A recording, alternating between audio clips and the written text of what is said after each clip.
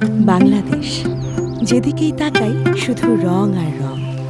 কিন্তু এত সব রঙের নাম ইংরেজিতে না হয়ে যদি বাংলায় হতো, আর রংগুলো চেনা যেত বাংলা পরিচয়। মামা, বিটরুট কালারের কাপড় দেখান তো। কালার মামা? বিটরুট ও আচ্ছা, এইটা? না না না, এই জাম কালার চিনেন? এই কালারটা তো আগে বলবেন না, জাম কালার কে না চিনে?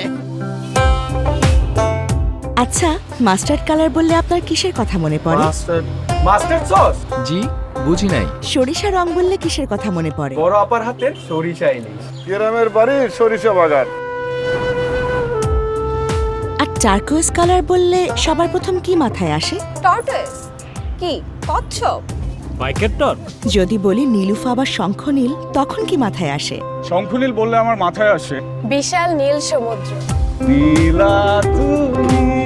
আমাদের বাঙালির কাছে রং মানে স্মৃতি, আবেগ, এক একটি গল্প। এভাবেই বাংলা ভাষা আর বাংলার রং ছড়িয়ে যাক প্রজন্ম থেকে প্রজন্মে।